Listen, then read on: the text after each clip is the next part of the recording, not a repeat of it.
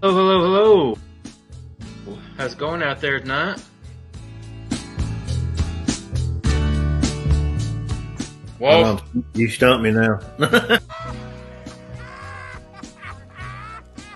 check out our website, mannimalresearch.com.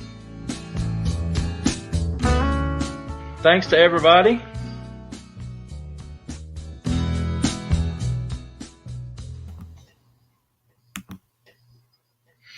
Hello, hello, hello. How's it going out there tonight?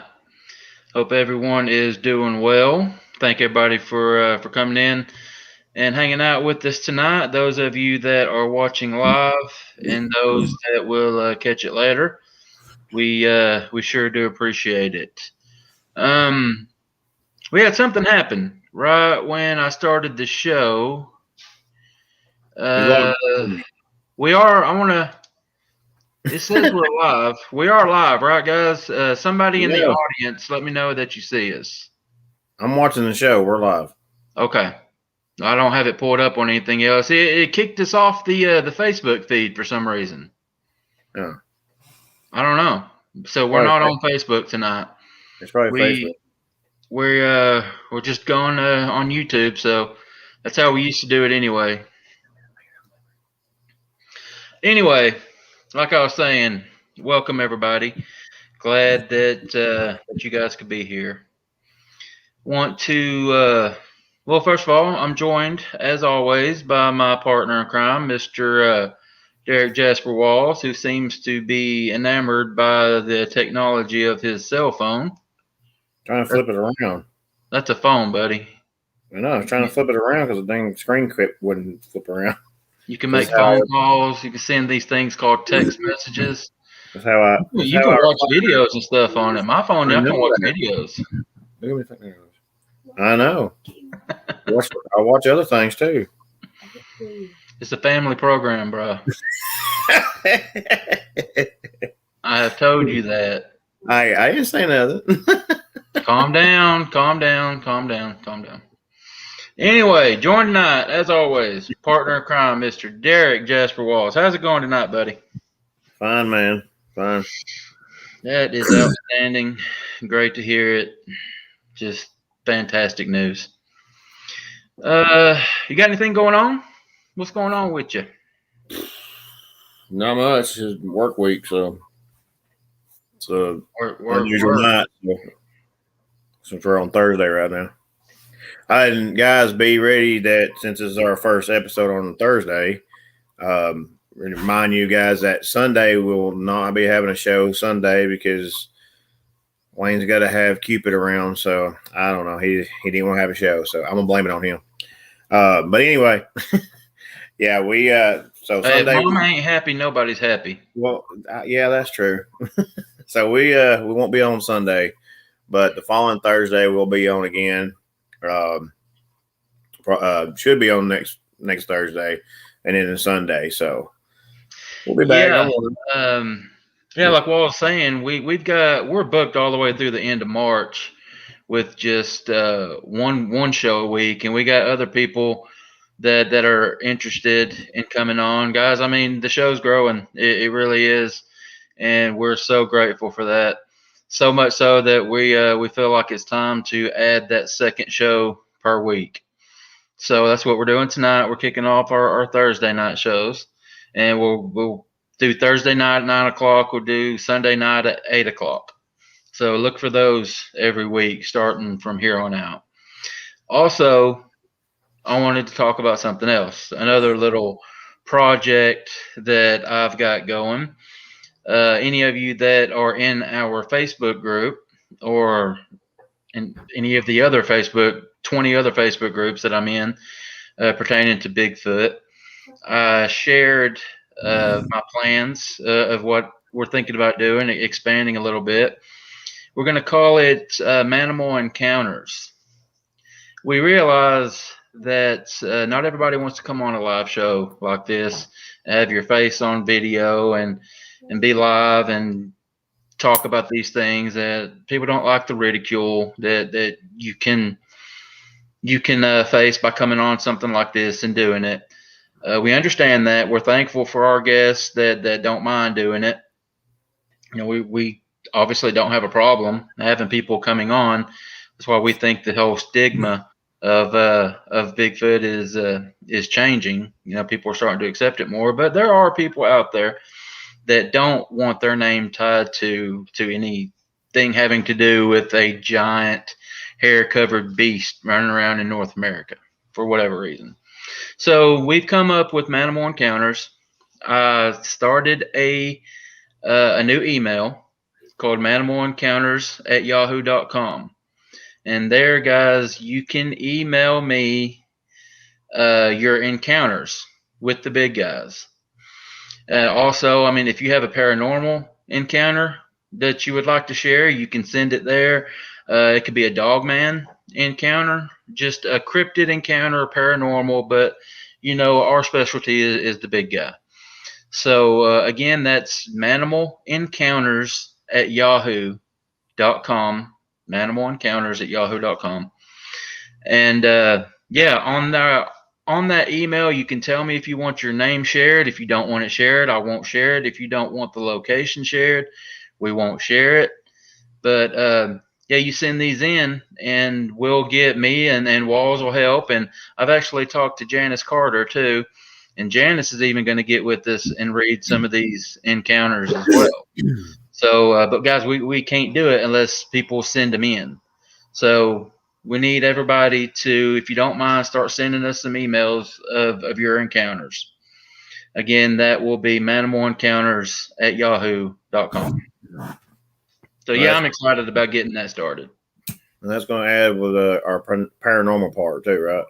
Yeah, we'll do paranormal stories, dogman stories, chupacabra, any kind of cryptid, anything weird out there that you guys want to talk about. Email it there, and we'll read it to you. It won't be a live show like we do right now. We have our 2 live shows that we're doing a week, and then probably once a week we'll air an episode of Mannimal Encounters, and that'll just be a recorded version. It'd be easier to do that way. We can just record it, edit it, and then pop it up on YouTube anytime.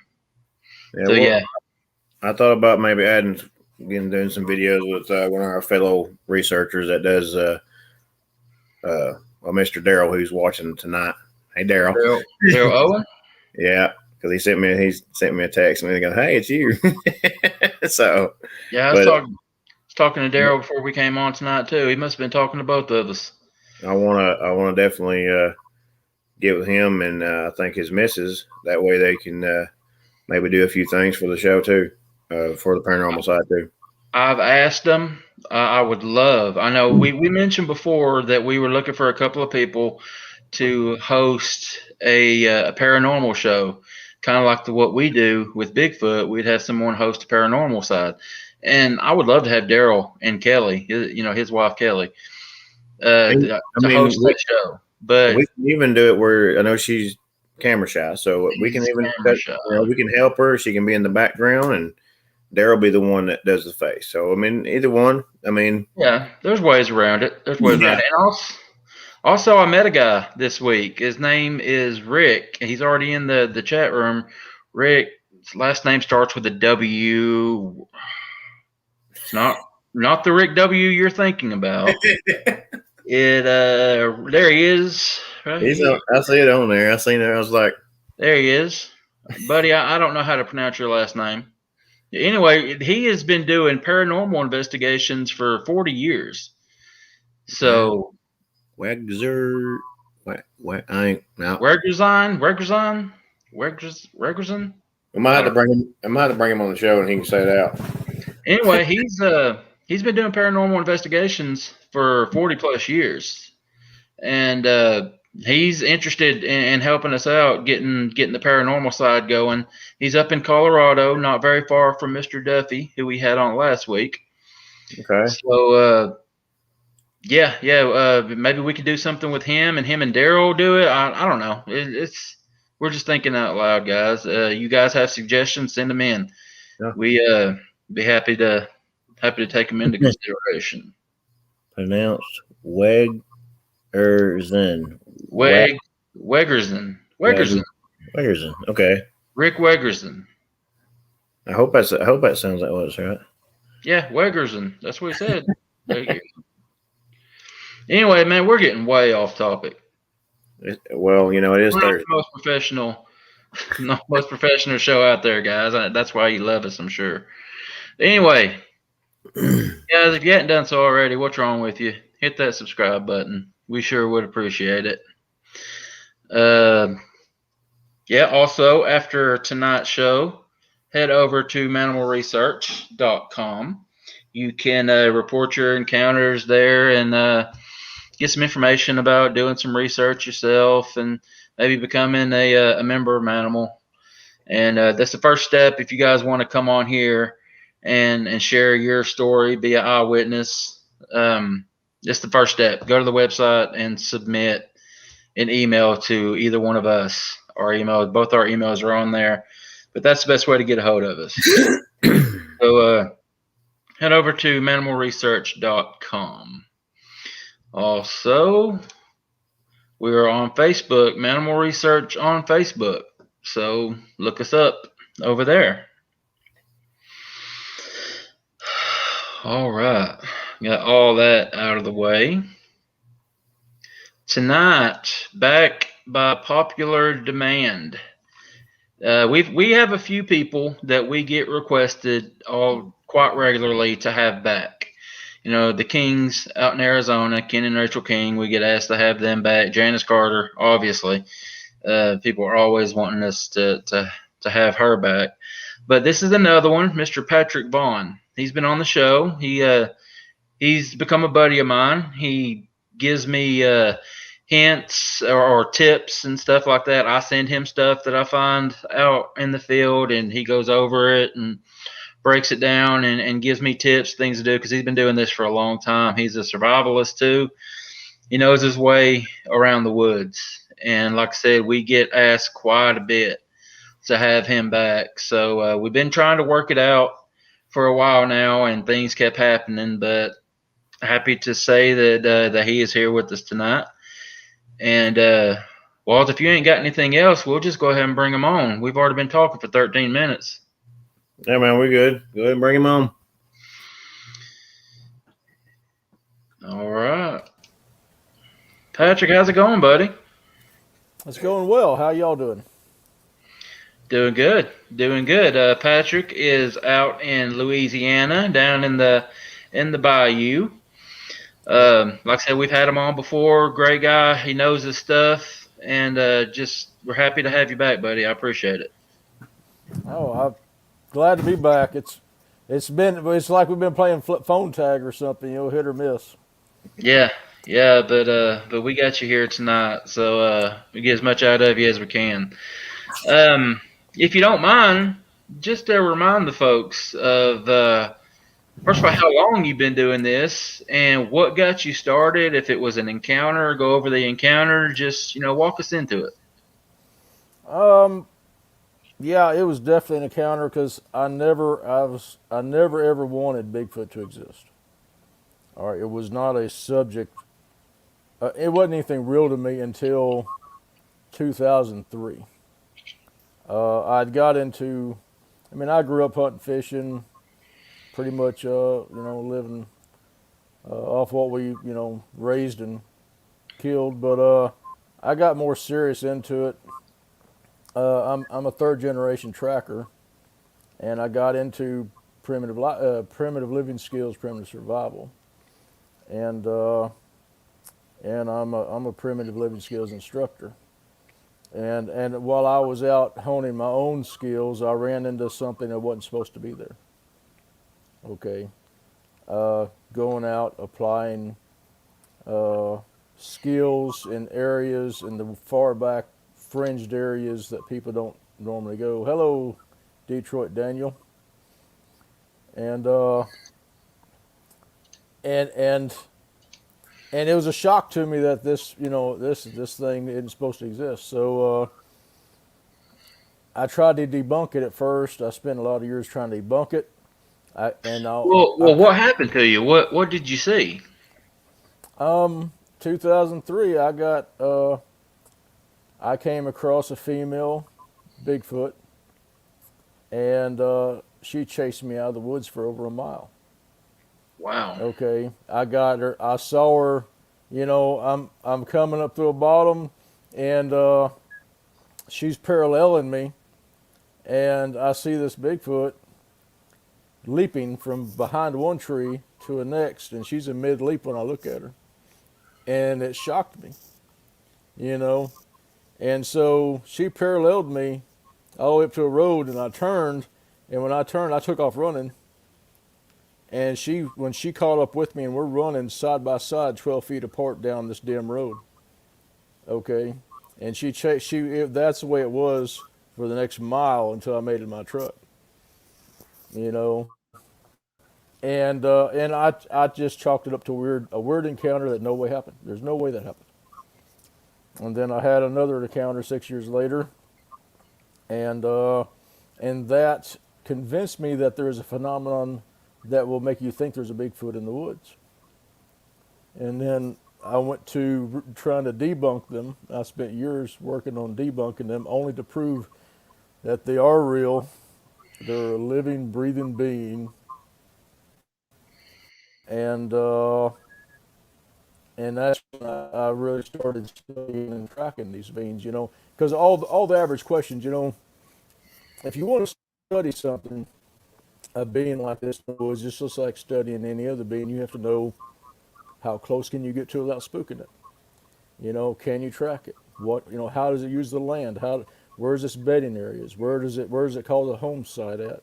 And so I spent a lot of years tracking and learning about all that. And I tracked this one. I really think I've had a lot of years to mull this over, and I really think that she had been alone a long time, and these beings are extremely social. They want an interaction, and I just think she wanted some kind of attention from me, and Wow. she and I actually got to know each other very well. It's not like we sat down and shared apples or anything, but I knew she existed. Yeah, I knew she was there. She knew I was there, and we'd sit across the fire from each other and knock. I'd knock at her, and she'd knock back, and eventually she wound up having a little boy. And now there's her, a little boy, which the little boy is a little more. She has a little girl now. I named Samantha, and of course, obviously the big male's around, but he's so elusive. The big males are the hardest ones to try to track down. But if you find a big male track, it's on accident. Hmm. But yeah, I spent over 16 years tracking and learning this one group and taking what I learned from that group and find them in other areas. And right now, I know where 8 family groups are, and then one that lives alone. So 9 different areas that I know they're in. Now, is this first group that you're talking about that you got your start with, the female that you ran across, would that be the mother of Little Sam? Yeah, it's Sasha, Little Sam, Big Sam the male, who has over a 19-inch track, and then now Little Samantha, who has a 7.5-inch track. But Okay. I got a lot of insight from tracking them on how they use areas, how close I can. Do her kids know you and trust you? Little Sam and I had a pretty good rapport going until he got shot. I remember you telling that story the last time Yeah. you were on here. Do you mind briefly going back over that? I got a question for you, Patrick. Go ahead. The one that you said that there's one that's by itself. Is that a male that's by itself? From what I understand, it's a female, just by looking at the track. Okay. Only, I found his track and I got yelled at by it. And typically a female Bigfoot track is slenderer. It's a 16 and a half inch track and more slender than female.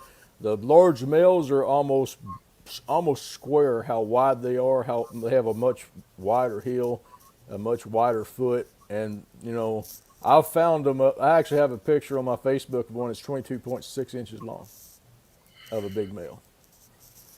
So, do So you believe it could be that one by itself? Is it roughly aggressive? Because usually, but down here, most of the ones we used to know that, or what we've heard, if they're by themselves, they're usually rogue and they kind of more aggressive.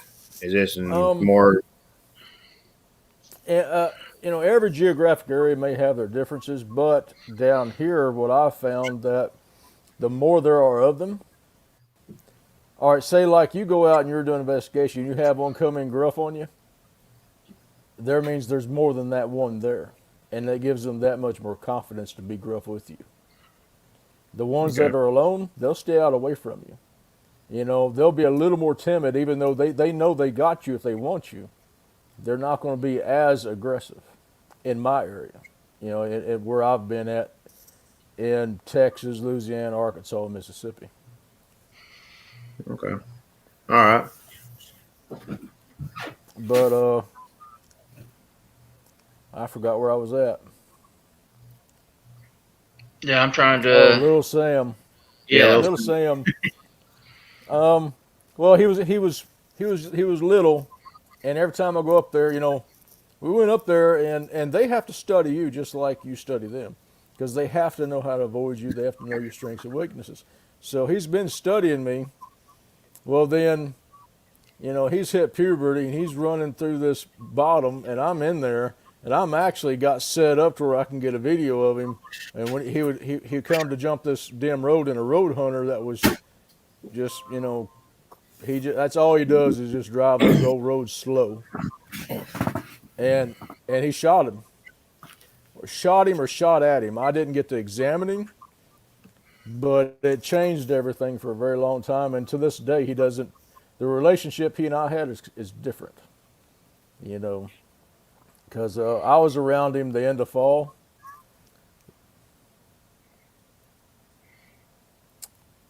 You say you track them. Do they migrate? Mine will migrate within their area. From what I have found, they have. It takes a certain amount of square miles to feed an animal or a being, and they discern that out, and they have their area of about 16 to 18 square mile radius. Okay, that's a radius. So within that area, they will migrate. They actually have a winter home and a summer home. So in the winter home, they're in one area, and in the summertime, they're on another area. But they will head north into the northern parts of their realm to do what they need to do there as well. But as far as taking off cross country, I have not witnessed that. Okay. Yeah, little Sam come and jumped that damn road, and that road hunter shot at him or shot him, and it changed the relationship. But I was around him this past fall. My tracking partner, I went out and I did an experiment just to see how he would respond to me, because we've been around each other, but it's not like he comes in and just stays like he used to. But so we went out, put our chairs in the dark, no weapons, and I did a couple of knocks. He yelled back, and he came in the starlight. I'm watching him walk between the trees, and he's not a little guy anymore. He's 7 foot tall, a little more than that, and skinny. And he's walking through the trees and walks up between the trees, and he's looking at my tracking partner out from around a tree like this, He hangs out about, a few minutes, and then he goes on.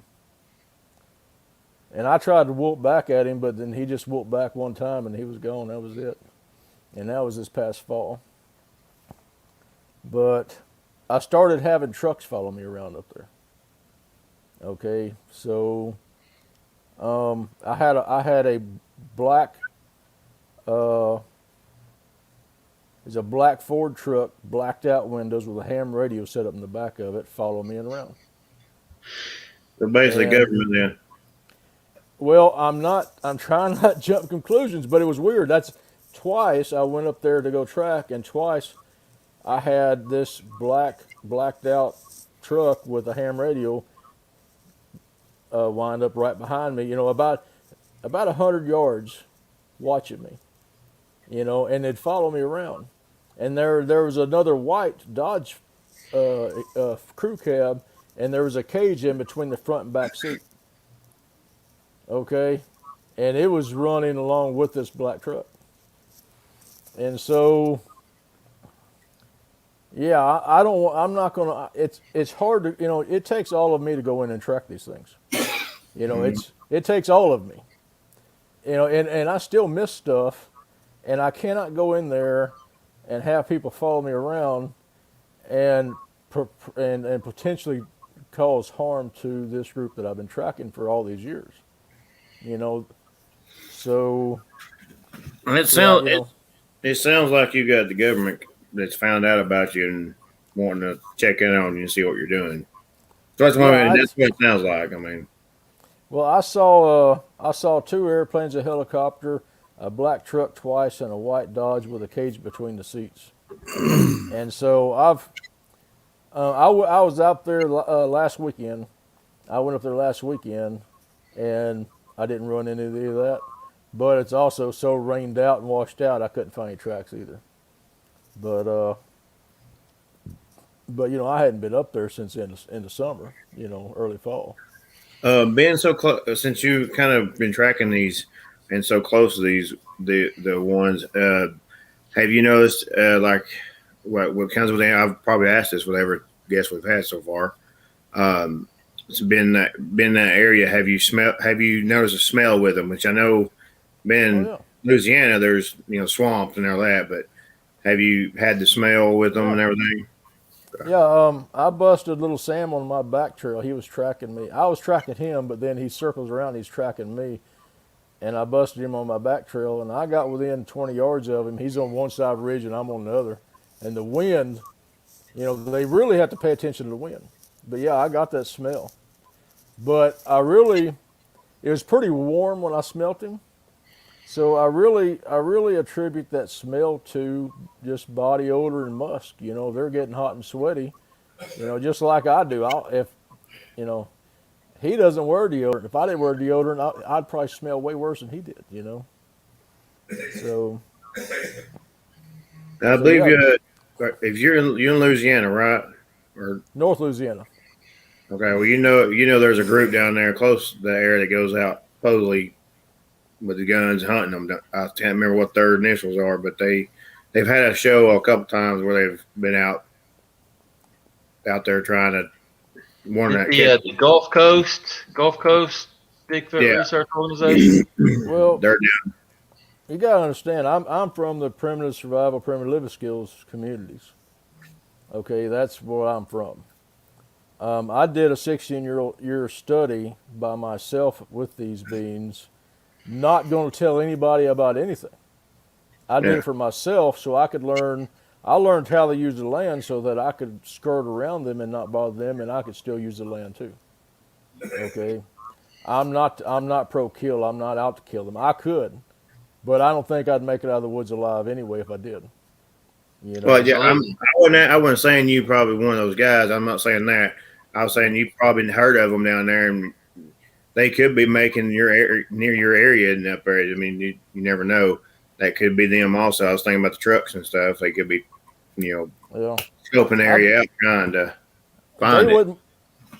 They wouldn't want what's in there to catch them trying to do that, because I know that group. They're very nice, but those beans have much greater capabilities than we do. All right, they're going to see you coming a lot sooner than what you're going to even have an idea that they're there. I'm pretty good in the woods, and I can track up within about a quarter mile of them without them knowing. But any closer than that, they know I'm there. And so the best thing I can do if I want to have an interaction is just to stop, sit down, relax, and let them come to me. Right. That's because they're choosing. You don't just run up. Well, it takes a huge mistake on one of their parts for you to walk up on one. Every time someone says, "Well, I walked up on one," is a huge mistake on its part, and it happens, but it's not the norm. If normally if you get up on one, it's because it let you. You Yeah, know, I believe and that. and learning that, I've learned that if I get into the area and just stop and start picking up acorns and looking at acorns and picking up sticks, they'll circle around me. Especially little Sam, they'll circle around me and do a whoop. You know, hey, what's up? We'll wave at each other. But Do you do gifting with them? I haven't Mm-mm. because I haven't known what to give them. Ah, Anything I give them could be harmful to them. I could have a cold, and I give them something. But guess what? He has the cold now, and that could kill him. You know, I don't know what their immune system is, and I'm certainly not going to give them food. I have thought about giving them food, but I don't want anything that size with that kind of capabilities associating me and food together. Okay. I actually have a running joke with my tracking partner. We go out and I'll say, "Hey, go put this honey bun on your head and go sit in the dark." Yeah, but Yeah, but that's yeah, that's the downside to giving them food. That's what I've always thought. It might be a good way to build a rapport with these things, that to build that relationship, but we're not going to be around forever. And who's to say if I'm leaving them, if I go out and I leave them a bag full of McDonald's cheeseburgers once a week for 5 years, and then I have a heart attack or something, I'm in the hospital, I have a car wreck, or if I die, and mhm, I'm not leaving those hamburgers anymore, what's going to happen? yeah. Well, yeah. It I could be mean, bad news for somebody. well, yep. someone or yourself. I mean, if you skip a week or two and then And because when you you're in a come hot, back, yeah. So what I have considered doing, because little Sam loves watching me fish. Probably half a dozen times I've had him come up and watch me fish. And what I thought about doing is going out catching a fish, go hang it on a tree, downwind about 60 yards. That's where he likes to hang at. Just take and hang it on a limb and then go back, keep fishing. And he knows it's from me. And he understood what it took to get that. He understood where it came from, and it's probably something he could do himself if he really wanted to. You know, I have considered that. So, yeah, okay, I I learned quite a bit about tracking them. A lot of behavioral observations, uh, their capabilities, and the observations of them. Their knocks, I have a rudimentary knowledge of their knocks, how they use them, why they use them, and uh, and I went to other areas and found other beings in other areas, and I use them to experiment with. I don't experiment with my core group or my control group, because what I go do an experiment with, I learned there. I know it also applies to the same beings that's in my area, their capabilities, and a lot of the same thought processes, even though if individually they're different. So I you haven't notice seen an orb. lights or the orbs, the others around them. I've never seen an orb in my life, ever. You know, Okay. um, I've never seen an accurate representation of an orb, as far as a picture or anything goes. Um, Okay. Now, switching gears a little bit, we were talking before we came on, and you had mentioned that since your last visit with us, you have had three more encounters. Would you yeah, like to go over those? yeah. Third week of August, all last summer, I tracked for two ladies that were doing a private experiment with a family. An area I know there's a family at. They wanted to go and do an experiment, and I told them where to go to. This is where you go. Gave them a GPS location, and their first trip there, they're casting tracks. Okay, and then they go and they set up their experiment, and they're running this experiment, but they don't want, they don't want to just walk in on the experiment and say, well, Squatch did this. So they had me come in and track for them and debunk it was any human doing this, and I would track, if I'm tracking a, an 11-inch, juvenile track going in there and playing with that experiment while a 17-inch track is 30 yards away on a trail, then I know what's there. It's barefoot, it has all the indications of being Bigfoot. Now, and I have to, if there's any boot tracks in there, that's what they want to know. And of course, no human found it. It was far back off in the bush enough and up the creek enough to where there were some, and it didn't skew their findings. When I can go in there and say, okay, I tracked a Bigfoot into your experiment, and then they'll go in and check the experiment. Okay, this was moved, this was changed, this was pulled apart, rearranged.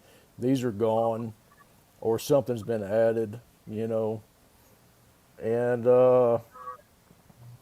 it was a really cool thing. So we go up there and we check it the third week of August, and they wanted to look for tracks, and I knew about where to go tracking at because I heard something walk up there. Now the norm for Bigfoot is for them to leave, if you start getting close. But I have, it got dark. I have a Q-beam. It's in my truck, actually.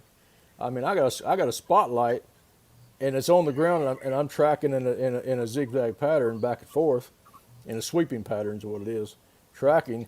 And then I start noticing these two sets of pupils off my left knee, about 6 feet off of me. And so I hit them in the eyes with that Q-beam, and it looks right at me, and it stands up. And as it's getting taller than me, I'm starting to back up. And because it's literally 6 feet from me, and now I'm looking dead in the eye, and it's getting even taller. And so I actually backpedal about the length of a truck, and I run into one of the ladies behind me, and I throw my arm out. I said, "Don't eye shine 7 foot right there." That eye shine hit 7 feet, and it froze. And there's a little one there that's about 4.5 foot tall that I'm not worried about. This is big one that I'm watching, and that big one started turning real slow. Just real slow, like, you don't see me, you don't see me, you don't see me. Because when I shine its eyes and I'm shining this, you couldn't see the Bigfoot. All you could see was his eye shine. And what color did you say the eye shine was? The eye shine, the pupil was green. Green. Okay. And about that big around. Now, this guy just asked, when you look into their eyes, what do you see? And I mean, what color eye shine do you tend to see? Do you see the same color eye shine all the time, or does it vary? Without light, I've seen their eyes shine, and the reflection was red. In a fire, huh? That's without light. Without light. Now, kind of scary at night. Now all right. Well, we're in southern Arkansas, and I've got a camera behind me with IR lights. Then the IR emitters are red. Okay. And me and my tracking partner tracked this thing down, and now it's in the middle of a field about 115 yards out, and we're looking at it in the starlight with the red eyes. And I look behind me, and the emitters on the camera are red too. So I don't know if it was catching the light that was being emitted, because I know on camera, I got a camera shining past me, and you can see its eye shine in the field. Okay, my partner and I are looking at this thing through naked eyes with the red eye shine, and the camera is looking past me and showing the eye shine in the field. So that was red eye shine. The one I saw in the firelight, it was just reflecting fire. The one that I saw and it had a pin light in its eyes at 15 yards, it was just reflecting my pin light. Well, these ones that I'm gonna ask a question for more actually from Jen Oaks. So one of the trying to help Wayne out here because I'm sending him all kinds of Just a second. things. I wasn't done. Oh, go ahead. Go ahead. Sorry.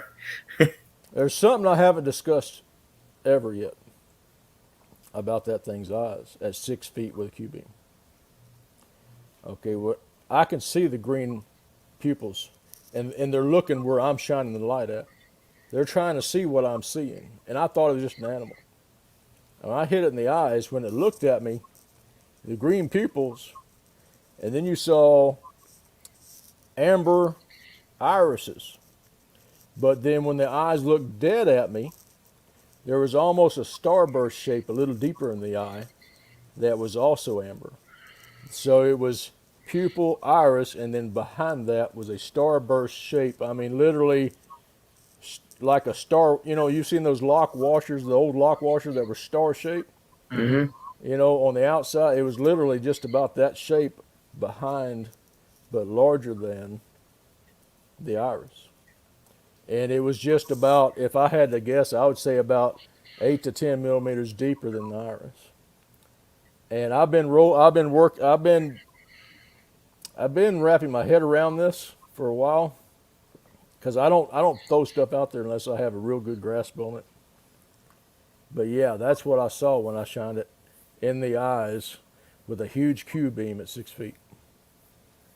That's pretty cool. That's more detailed of eyes than we've ever had heard of.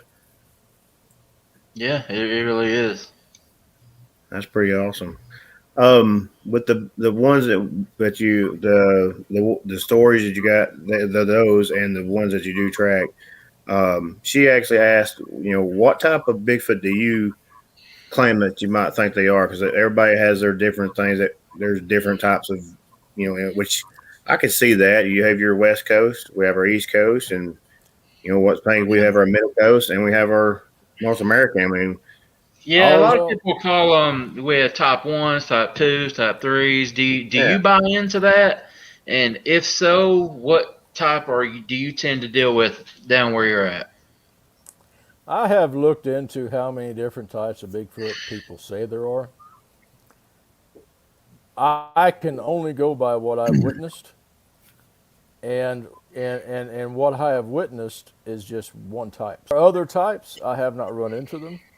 Now, I will say that there should be different types between the southern United States and Canada, just because larger body animals survive the cold better, Mm-hmm. and smaller bodied animals survive in the south and the heat better.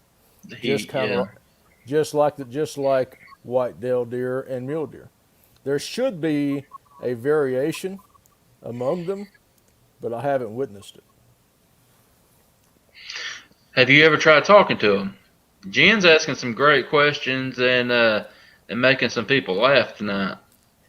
Um, I've said I did say a couple words to him when he creeped me out a little bit, because I made it back to my truck and I did a whoop and he did a whoop and I said just checking and I waved at him. Well, I speak Native American Sign Language, so most of my gestures to them is in it'll be hand, hey, good to see you, I'll use my hands a lot more because I think that is more intelligible and easier to interpret than what my words are. that's pretty good. I got it. This question it's in my head, and I know we've been asked it. I know you've probably been asked it a million times, and audience probably be wanting to know it too. With you tracking these the creatures and the family and everything, do you have any pictures Do I have pictures of? of Sam and all that? Do you have any type of, or has it just been one of those that you just take out just go Um, tracking like a hunting kind of thing? they do not like. I've tried to get pictures of them, but they do not like technology. Yeah. Okay. Um, there was twice. Once when I was set up to get a video of him, but he got shot. After that, That next spring, I'm on a levee, and I'm fishing, and I look at the end of the levee, and he's standing about 150 yards down in that levee. And I'm like, huh. So I set my pole and my box down. I reach in my phone. He's gone. Now, I tested this theory. I took this laptop and a recorder and put it on the hood of my truck and called him in. And little Sam come out there beating on his chest, which I got the audio of. Little Samantha, she takes off screaming and running, which I got the audio of. And Sasha throws a rock and hits my recorder dead on, and the rock hits my recorder, bounces across the hood of my truck, and lands on the gravel, falling between the grill guard and the grill of my truck on audio. You could hear the click when it hits the recorder, and then the rock bouncing across. And that was they were upset because I brought technology there. They watch what's in your hands and they hate technology. So I have pictures of their hand grabs where they're grabbing a sapling and stepping down into a creek. I have the pictures of their tracks crossing creeks. I have their tracks in mud, washed out and fresh. And I have a picture of little Samantha's hand in a mud pie that she was playing with. Her actual hand or the hand print? The hand print. Okay. I wouldn't think he'd have the hand. That'd be poaching. Yeah. Now, I did snap a picture of one years ago. Not them. I was just fishing. And I was floating down a creek in a boat, and I look, and I see it, and I grab my phone, and I snap a picture, and it's a blob squatch. You know, it was running. I was shaking. I don't put blob squatches out there. You know, if it's not Nat Geo quality, I'm not doing it. I would rather have a picture of good physical evidence. Now I'm so tired of seeing all those pictures, man. Yeah. If I gotta count red circles, I don't want to look at the picture, you know, and that might make a lot of people mad, and I'm sorry, but I'm not gonna share red circles anymore. Yeah. If it's not apparent, and if you can't look at it and see that there is a shape of a person there, at least the shape of a person, I'm not going to share it anymore. Yeah. But Miss Karen has asked this question a couple times and told her it might be best for Miss Janice Carter to ask her, but we would ask you too if you knew. She said, how big are they when they're born? Can they walk right away? How fast do they grow compared to humans? Like, I don't know how much interaction you've had with babies. I have the answer. I have some answers to that. Okay. But being a tracker, I go by their foot size. Oh, okay. Okay. By their foot size, their foot is a 3.5 to 4 inch long foot when they're born. Because they're toddling by the time by the time they're a size 5, they're still toddling. Mama's still picking up, putting them down. You know, if you see a size 5 track, it hits the ground, it takes 3 or 4 steps, then Mom's got it again. You know, and it'll go another 50 to 200 yards, and then you'll see it get put down again, a couple more steps. Now, by the time a size 6 track, they're getting around pretty good. After size 6, they're not toddling, they're on the run. And I know little Sam at a size 8 was, between 4 and 4.5 feet tall. Okay. I know he hit puberty at 4 years of age. Okay. At 4 years of age, he hit puberty. How big was he at 4 years of age? About 5'5". About 5'5" to 5'8" at 4 years of age. 4 years of age. Wow, so almost 6 foot tall at 4 years old. But he was bigger than me. He was, muscular. He was wider. He was heavier than me. Now, if you do the math on that, the average human hits puberty at 12 years of age. Okay, so that is 3 squash years per human year. Okay, so at age 6, he's equivalent to an 18-year-old. Right now, he's 7. and he's 7'2" around there, and skinny, like an 18-year-old kid would be. Wow, that's interesting.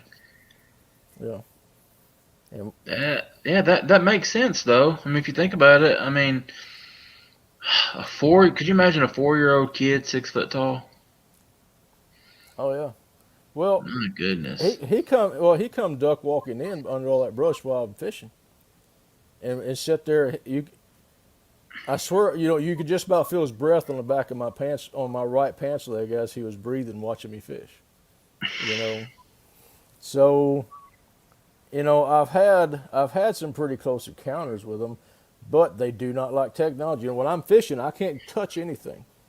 I can't reach in my pocket. I can't grab my knife. I can't touch my tackle box. I just my fishing pole and fishing. That's it. Because anything you touch or grab, they're suspicious of. You know, and I don't blame them. Look at all the handheld devices they see in the woods that are made for killing or cutting or skinning something. Absolutely. Absolutely. You're right. That's why, we had a discussion among some of our members this past week about the carrying of long guns and long weapons.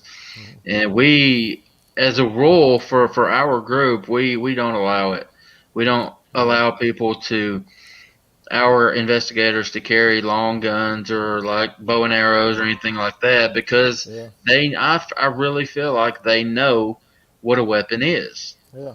They Now, absolutely know. I've a tested that. handgun, a Rambo knife, anything like that, you can keep on your hip and keep covered up. Yeah, Carry as many as you want, yeah. but just you leave your AR or your crossbow or whatever. Just leave it in the tent, because Well, that's when you're going to need it anyway if they come in there in yeah. camp on you.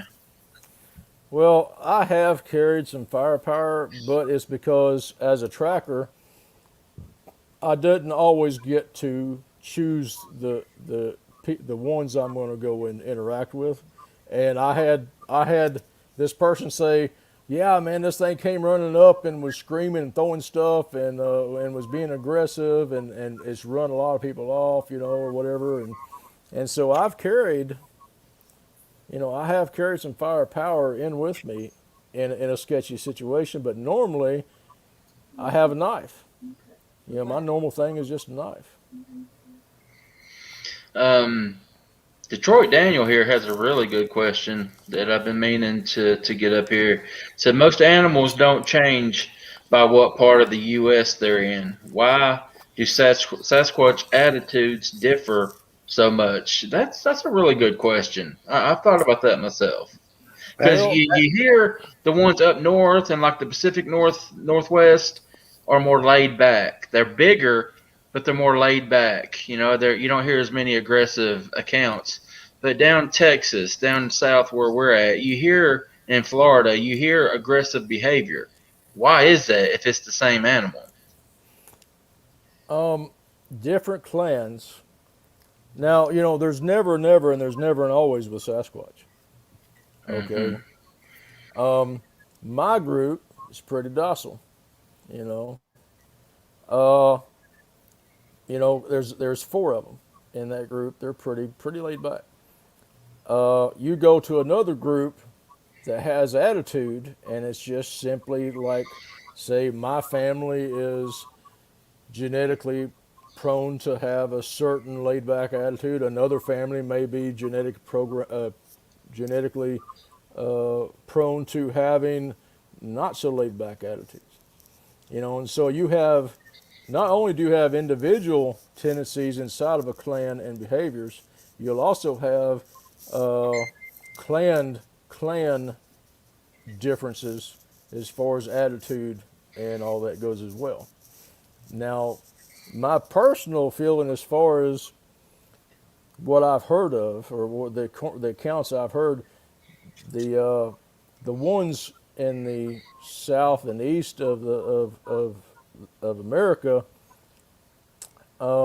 are actually more docile than the ones out towards where you have all that land that they can escape into after doing something to you. So, yeah.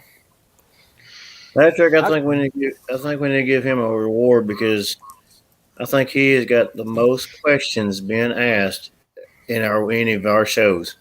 Yeah, even I think he's blown Janice out of the water. I can't keep up with all these things. I can't either. They're firing them off at him. Do I have time to take a short break? Yeah. Take your break, bud. Yeah, buddy. I'll be right back, guys. Okay. All right. Guys, we're trying to get questions. Awesome questions. Wow. I can't keep up with it. I'm sending so many texts to Wayne to hit the times because, man, you guys are just, it's like Mr. library. Duffy, you're killing me, dude. Killing me. But we love the questions, guys. It's not if we didn't get them, guys. I promise you, it's not on purpose. I mean, there's a line of them. I mean, and it's like, and they're all great questions. They really are. They're all some awesome questions. Yeah. We might have to have him on for a questionnaire show or something. Might have him on for a round table or something like that. We're coming up on an hour, so he's got a few pictures that he sent me too that we can go over. So see what we got. You're fine, Jen. You are not nowhere. You were nowhere behind, girl. Oh my word! There's a track that he got. You can say that for sure. Yeah. There's another one. Pine needles and sand right there. Yeah. Another track.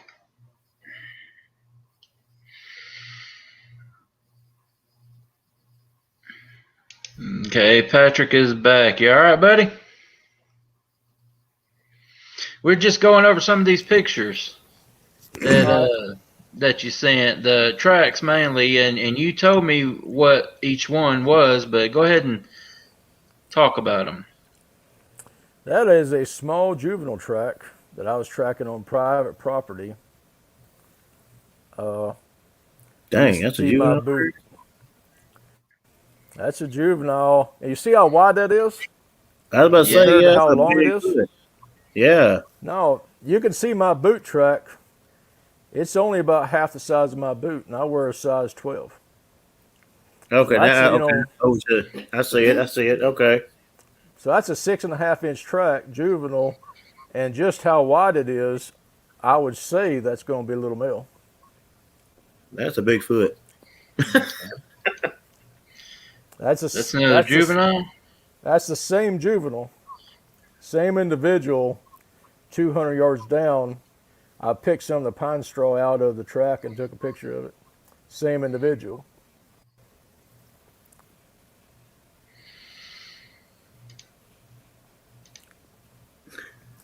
Now that track is the same individual, and it's on a corridor.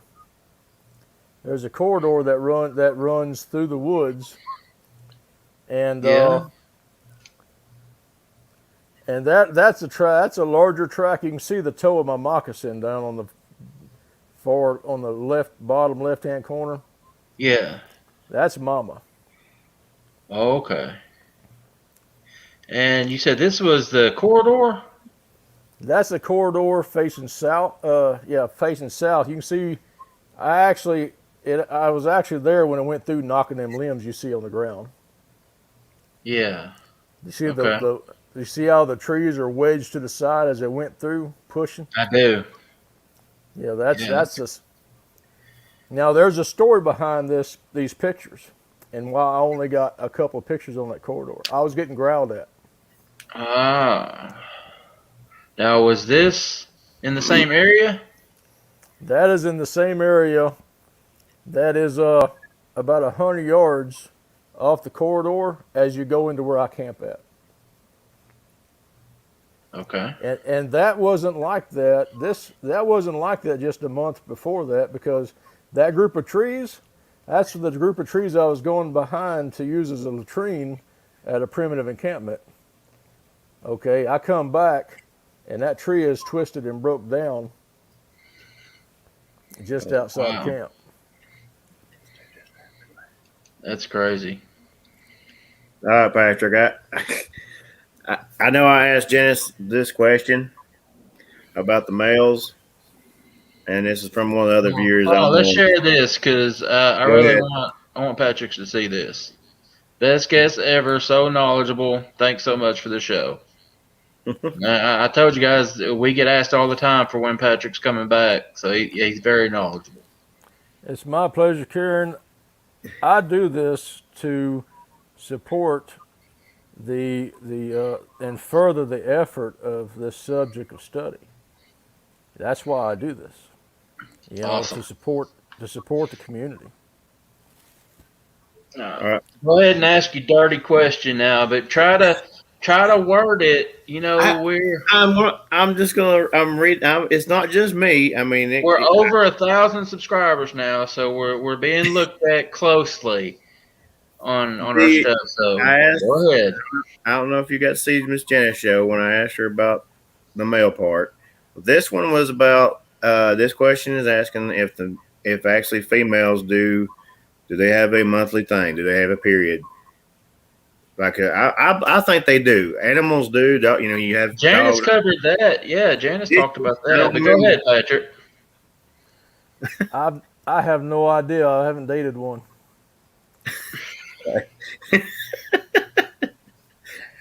I'm on here. I'll ask it for them. I mean, that's just. Well, Janice goes into great detail about that. Okay. Go ahead, Patrick. That was like a no-go zone for men when I was married. I'm certainly not going to chase a Sasquatch down and say, "Excuse me, ma'am, are you on the period?" Have a microphone in my hand. I'd like to interview you about this. I don't know. I'm being silly, but I'm being silly, but I honestly don't know. Leave it to Walls to come up with these inappropriate. Well, I've been asked about their breeding times and breeding seasons, and I don't know. I really couldn't tell you if they are like us, where they have a cycle like us, to where at any month they could breed, or if they actually have a time of year. I don't know. I can say most of the time when I'm finding the young juvenile, when I find a 5-inch track, it's a toddler and it's springtime. I've noticed that. Bobcat, I'm not asking that question. Hey, I'm going to tell you, I was worried because I was thinking there's a red rocket or something coming. No. No. Have you ever gotten gifted from them? Vine wrapping, sticks, anything like that? Yeah. Again, most of what you learn is in retrospect in this subject. You'll go and you'll have an experience, and sometimes, as it's happening, I can discern it out accurately. But then, or a certain percentage of it, I can discern out accurately at that time. But it's later on that things really, oh, that's what that meant. Well, Sasha left me a pig skull. Okay. And I believe it's a knocking. I believe it's what she takes her and knocks on. And I didn't take it. I didn't take the pig skull because I just got out of the hospital. I'd had a bad staph infection. I wasn't supposed to live over, but I did. And I got out of the hospital, and I was real funny about germs, and especially a fresh pig skull, because hauling hogs is how I got the infection in my leg. So I rolled it over, I looked at it, I left it there, and it was gone the next day. And wow. I hope I didn't insult her. I wish I had grabbed a plastic bag or gloves or something and picked it up. But yeah, so that has happened. Okay, well, we've gone over an hour here. That's about time to wrap it up, buddy. I appreciate you coming back on. I really do. Like everyone's saying, very, very informative. And this is your second time, and something tells me we'd like to have you back for number 3 if you'd be willing. Oh yeah, there's two encounters we didn't get to. Oh, that's right. That's right. We Another time. all these Another time. questions. I mean, we all got these questions coming at us. I don't mind. They are why we're here doing a show. Right. Exactly. That's the beauty of doing a live show instead of a recorded show, because people get to ask questions like this. Yeah. And that's why we're trying to do 2 a week now, to get more opportunity. But we'll have you back to go over those other encounters, and I really do appreciate you coming back and hanging out with us, buddy. Oh, thanks for inviting me. All right, buddy. You have a good night, and we will catch you later. All right. All right.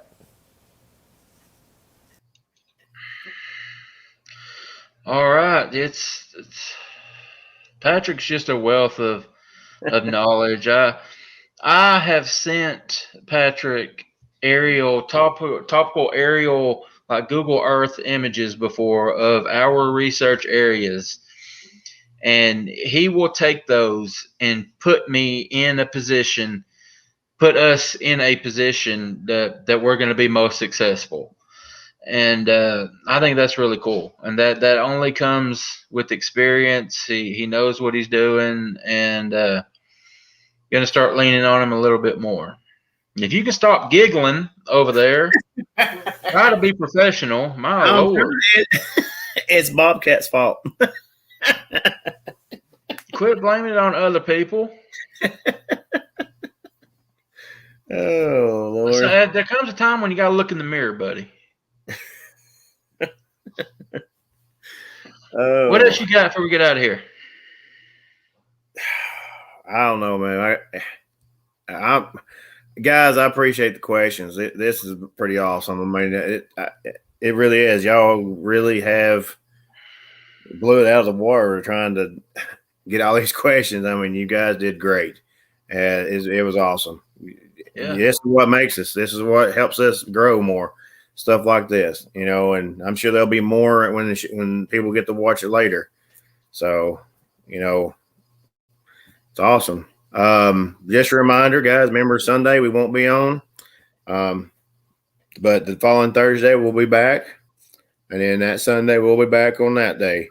So be glad to see you again. And come, I guess, embarrass me again. I don't care to get embarrassed. Wayne does, but I don't care. I'll ask it. I'm bold. For a minute. Keep talking for a minute. Keep talking for a minute. Good Lord. Yeah, I got something to do. Keep talking. Let's see. I'm trying to say some more here. He did. Asking the questions about the minstrel thing. I don't remember her telling it, but I think my beliefs, guys. I believe that they. I believe they're just like, if they're part human, I think they're looks like us. I think the females may have that issue. Now I don't know, as Bobcat was asking, if they get cranky. Lord, I'd hope not, but they may. I think they do have something like. Have a cycle to reproduce. That's true. My wife just, she just brought up, if it is, they have to have a cycle to reproduce. I didn't think about that. It takes a woman to think that. Really, that was good. Wow, so there. I don't know why we have women in here. I don't know why they couldn't thought that, but that's all right. She got that out. But yeah, guys, that's my beliefs. I think they're the same way. I think they do have a like right now. Our last show was somebody was talking about as the canine stuff. It's breeding season. I believe it's the same as I believe Bigfoot's the same way. I think they have a breeding season just like bears and everything. I think they do. I don't know if they have a breeding season or not. I think they're just like us. I think they're exactly like us when it comes to reproducing. We don't have a breeding season. We can reproduce anytime. Janice has talked about how they have a monthly. But she said it isn't quite a month. If I remember right, she said it isn't quite a monthly. It's like a every 6 weeks type thing. So it's not every month, but they do have a regular cycle. And she goes, if you'll listen to the 50 Years with Bigfoot, if you read the book, they're written by Mary Green, or go on YouTube and listen to, I think it's like 13-hour long, broke down 13-hour long segments. If you listen to that, and I've listened to it a couple times, she goes into in a pretty good detail about their cycles and about how they reproduce, basically. Right. So yeah, go give Janice a little bit of love. Go check her stuff out. Get the book and all that stuff. But yeah, she does talk about it. Anyway, I need you to talk for a minute so I could pull that up. Mannimal Encounters at yahoo.com. Guys, send us your encounters so we can start getting that going. We've already got a few, had some people to email already. So we're going to start working on getting our first installments of that going as well. All right, you done, bud? Yeah. Bobcats, he's killing me tonight. Yeah, Mr. Duffy was on it too. Yeah, I seen that too. Jen had me giggling for a minute. So anyway, maybe I'm just tired. We gotta get off here. Yeah, I gotta get up at 4 o'clock in the morning. So I know the feeling, buddy. Guys, appreciate it. I hope you guys have a good night tonight. Be safe tomorrow. Stay warm, and hopefully the rain's out here. It's raining in our area, so hopefully it rained all day. Yeah. So you guys have a good night. You guys, y'all be good to each other. Help each other out. And just be good. We'll see you next time. Peace, guys. See you guys.